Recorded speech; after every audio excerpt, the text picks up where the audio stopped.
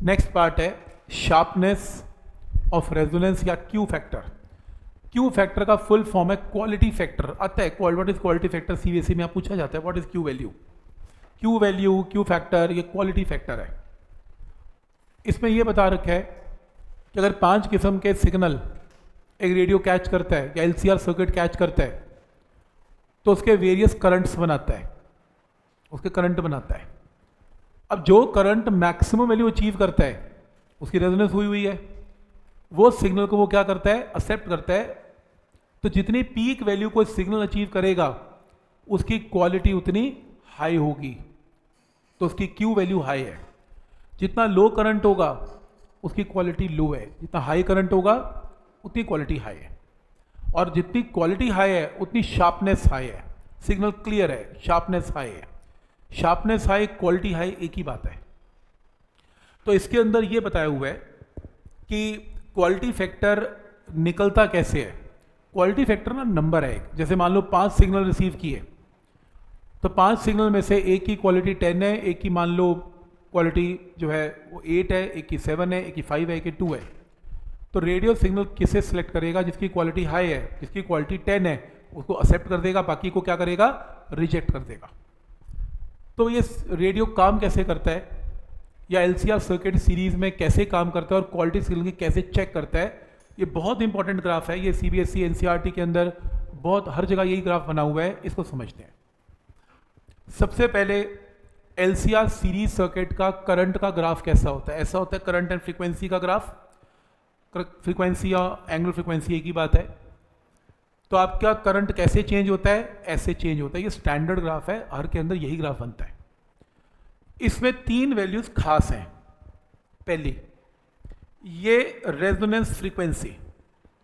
Resonance frequency वो frequency है जब करंट की वैल्यू क्या हो जाती है सर्किट में, मैक्सिमम। देख रहे हो मैक्सिमम करंट क्या है, मैक्सिमम कितना, E0/R। उसे Z नहीं पुट किया एलसीआर में, क्योंकि रेजोनेंस के ऊपर Z किसके इक्वल होता है, R। तो क्या फॉर्मूला यूज करेंगे, E0/Z नहीं, E0/R। क्या स्टेप यहां तक क्लियर है। तो इसके अंदर ये जो वैल्यू है वो क्या है, E0/R। तो ये मैक्सिमम वैल्यू ऑफ करंट है। नेक्स्ट, इसमें 2 वैल्यूज और है, 2 फ्रीक्वेंसीज और देखी जाती हैं। इसके आसपास फ्रीक्वेंसीज हैं। तो एक लोअर फ्रीक्वेंसी, एक रेजोनेंस के कम फ्रीक्वेंसी, एक रेजोनेंस के ऊपर, और इक्विडिस्टेंट है, ये बराबर है। इन फ्रीक्वेंसी में जो करंट पाया गया वो IRMS पाया गया। IRMS चेक कर लो, IRMS क्या होता है, E0/√2 क्या होता है, IRMS बाई R। R क्यों, कि रेजोनेंस के ऊपर Z और R एक ही बात है। तो पॉइंट समझ में आ रहे हैं यहां तक। तो ये RMS वैल्यू अचीव करेगा। तो यानी कि ये करंट की इस ओमेगा की वैल्यू पे और इस ओमेगा की वैल्यू पे करंट की वैल्यू विल रिमेन सेम। कितनी, IRMS। और मैं फिर रिपीट कर रहा हूं, IRMS क्या होता है, I0/√2।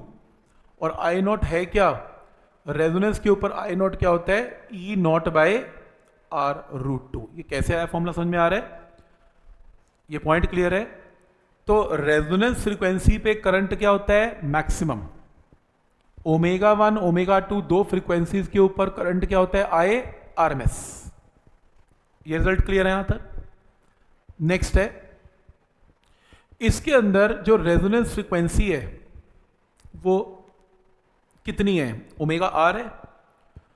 और लेफ्ट और राइट 2 फ्रीक्वेंसीज हैं इक्विडिस्टेंट। जब करंट IRMS हो जाता है तो अगर मैं इन दोनों का डिफरेंस लूं और यहां पुट कर दूं ω2 माइनस ω1, इस रेशियो को बोलते हैं क्यू वैल्यू। ये है क्यू फैक्टर, ऐसे निकलता है क्यू। तो क्यू की वैल्यू क्या होती है, इट इज रेशियो ऑफ, क्या ratio, resonant frequency divided by difference of 2 frequency. जब करंट की वैल्यू क्या होती है, IRMS। तो इस रेशियो को क्यू वैल्यू बोलते हैं। ये बात समझ में आ रही है सबको कि क्यू वैल्यू की डेफिनेशन क्या है। अगला बड़ा इंपॉर्टेंट कॉन्सेप्ट है। अगला कॉन्सेप्ट है, ये जो 2 फ्रीक्वेंसीज देख रहे हो ω1 एंड ω2, और ये इक्विडिस्टेंट है ω/R के आसपास। अगर मैं इनका डिफरेंस लूं, दैट इज ω2 माइनस ω1, इसको बोलते हैं बैंड विड्थ।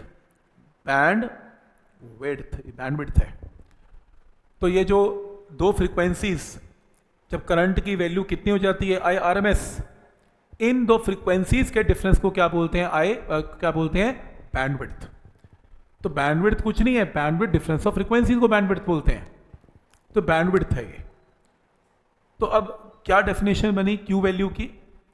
क्यू वैल्यू की डेफिनेशन है omega R divided by bandwidth. देख रहे हो, रेजोनेंट फ्रीक्वेंसी को बैंडविड्थ फ्रीक्वेंसी से क्या कर देना है, डिवाइड। इसको क्या बोलते हैं, क्वालिटी वैल्यू या क्यू वैल्यू। समझ में आ रहा है कि क्यू वैल्यू क्या है? फिर आपने एक चीज नोट की होगी, मैंने इस बैंडविड्थ को, डिफरेंस ऑफ फ्रीक्वेंसी को क्या नाम दिया, 2 इंटू डेल्टा ओमेगा। ऐसे कैसे दिया, ये देखो डेल्टा ओमेगा, ये देखो ये जो डिफरेंस है ये डिफरेंस होता है डेल्टा ओमेगा, और ये डिफरेंस भी क्या है, डेल्टा ओमेगा। अगर आप सिर्फ ये वाली टर्म देखो, लिख लो इसके नीचे omega R minus omega 1 is delta omega, क्योंकि ओमेगा आर बड़ा है ओमेगा 1 छोटा है, तो omega R minus omega 1 is delta omega. यहां से सॉल्व करके ओमेगा 1 की वैल्यू आ जाएगी omega R minus delta omega.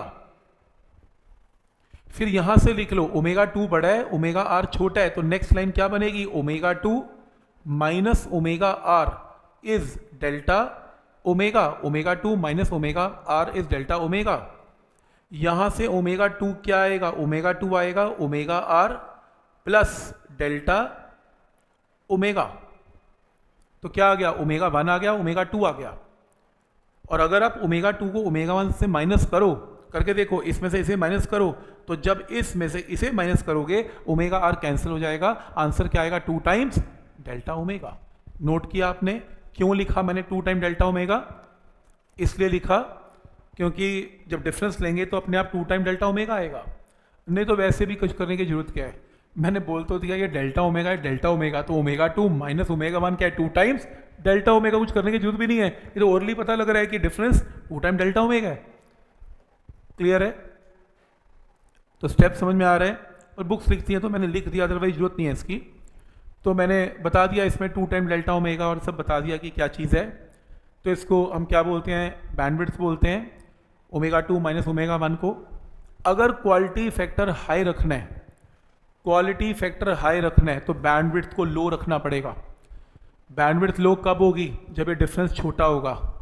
जितना छोटा होगा ये डिफरेंस, पीक उतना ही ज़्यादा देखोगे। पतले सिग्नल में जो ऊपर जाते हैं सिग्नल, बैंडविड्थ छोटी होती है, जो सिग्नल नीचे रह जाते हैं उनकी बैंडविड्थ बड़ी है, ये डिफरेंस बड़ा होता है।